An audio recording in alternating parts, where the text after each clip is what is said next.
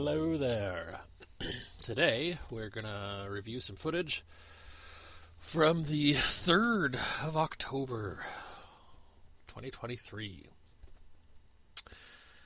I decided that it was time to do some work on the new driveway turn, and the next thing that's got to happen here is to remove the stumps.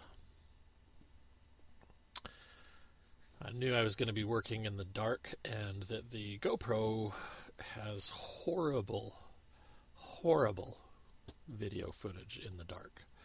So I had to try and mount a work light to the tractor frame before I got started, because as you can see from the footage, it's already fairly dark.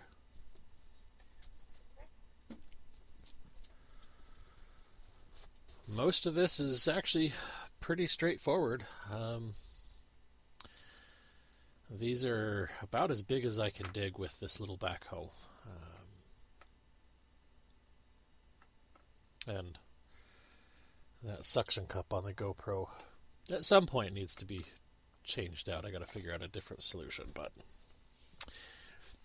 that's okay. Occasionally falling is, not too big a deal.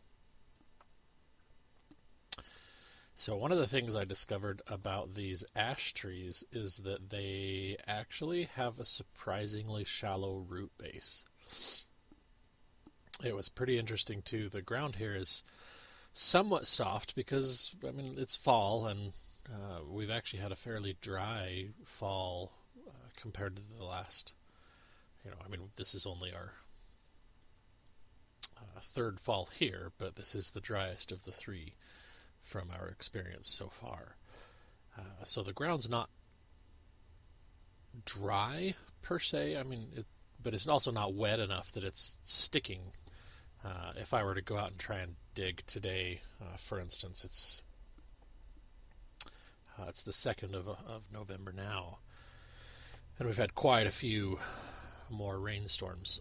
If I were to go try and dig now, every 3 or 4 scoops I'd have to get a shovel or a pry bar out and pry all the mud and clay out of the bucket. So it was decent. It was wet enough to be soft, but dry enough to actually do some work. And since I can't really adjust very easily, I just have to dig my tendency anyway when I'm digging out stumps like this has been that I'll dig as much as I can from basically 2 angles, one on either side of the main stump, and then I'll adjust and try and cross those 2 angles. And then you dig far enough and eventually you're able to break that free. And notice how dry that dirt is directly under the tree. So that was really surprising, actually. I know the ash trees love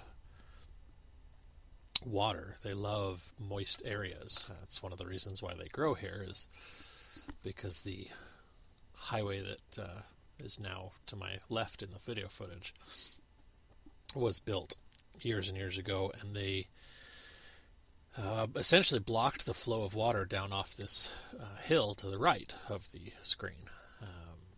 And so this particular area stays very, very wet,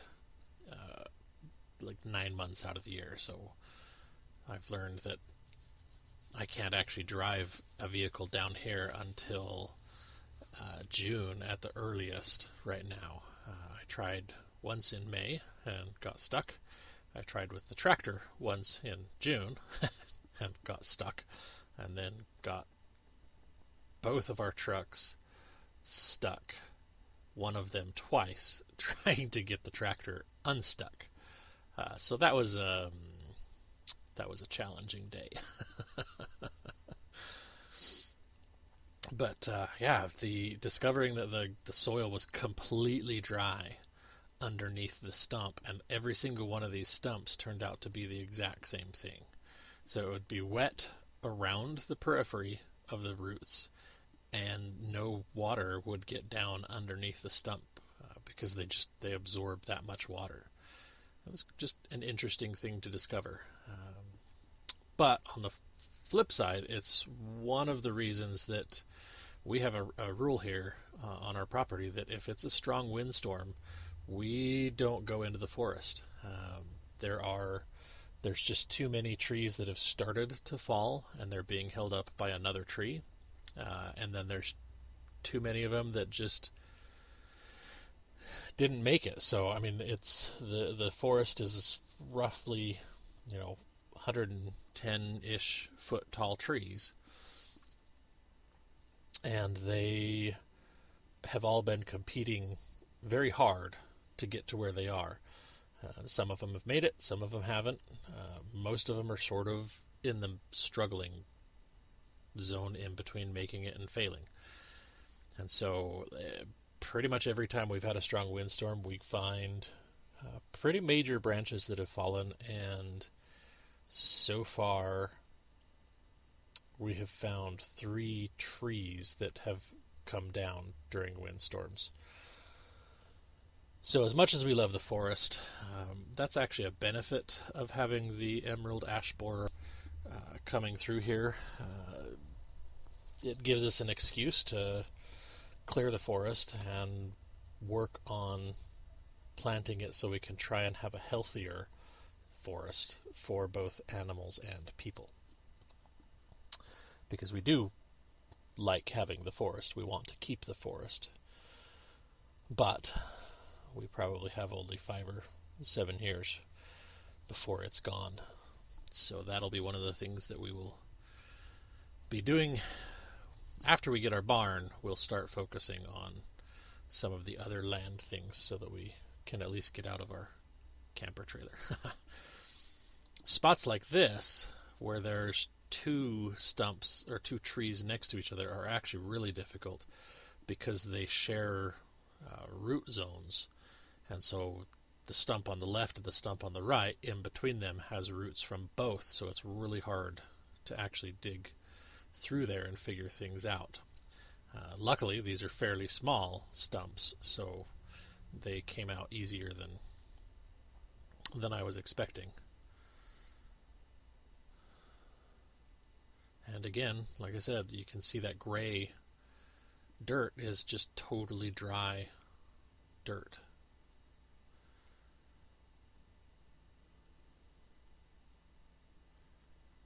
And this is always a kind of a fun thing, picking them up and dropping them to try and break as much dirt off the root ball as possible, because dirt's heavy. So that one came out actually fairly easy. Again, because it was smaller. The size of the tree definitely has a very, very direct positive correlation to the difficulty of the stump to be removed. And so I was actually close enough. You can't really see it very well because it's off the screen to the left, but I was close enough that I figured I could at least get the first channel, I guess would be the way to describe it. And you can see all the root branches that are coming out.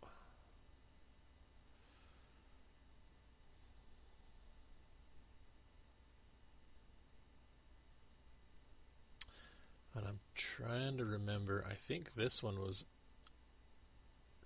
no, not this one.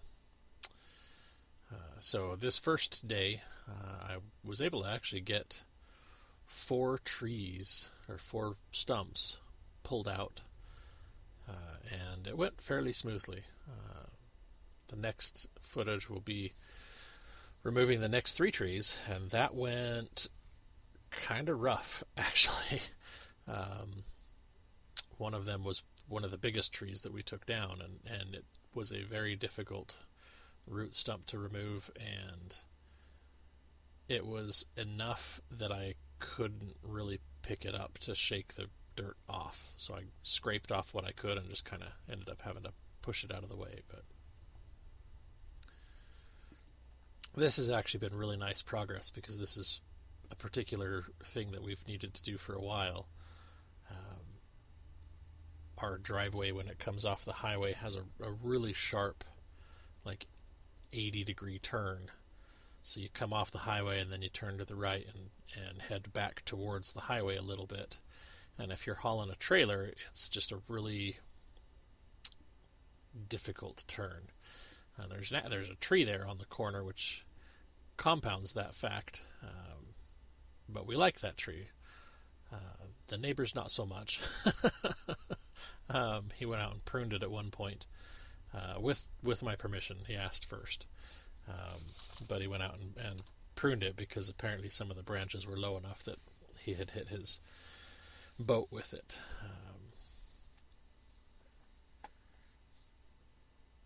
But now with this turn, once it's built, you'll be able to actually come straight off the highway for about 40 feet. Then you'll start turning, and it's a nice, close to a 90-foot diameter for the turn. So it's not quite big enough that like a semi with a 53-foot trailer would be able to get down in here. But it'll make it so we don't have any challenges. It'll make it so the fire trucks will have an easier time getting in here if they ever have to. When we're hauling our trailers, our longest trailer's 23 foot. I'm probably going to at some point build a longer equipment trailer, maybe like a 26 foot, but we'll see what the future holds. So that's where we've got for this, and that's where I was able to get to for today, or for this day anyway. So stay safe out there, God bless, and thank you for your time.